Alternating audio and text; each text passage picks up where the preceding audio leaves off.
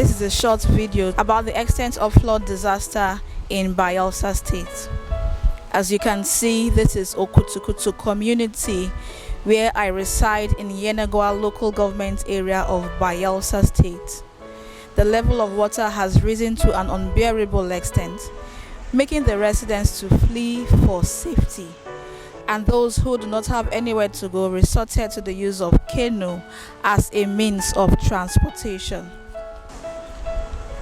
Residing here and also in other areas where flood has ravaged the community poses threats to health, safety and well-being, as the residents are exposed to several health challenges such as waterborne diseases like diarrhea, cholera and typhoid fever, as well as bites from reptiles such as snakes and the likes. I am using this opportunity to call on the Nigerian authorities as well as the international community to help by responding swiftly towards the amelioration of the suffering faced by not just Okutukutu community in Yenagwa, but all other communities that have been ravaged by the flood.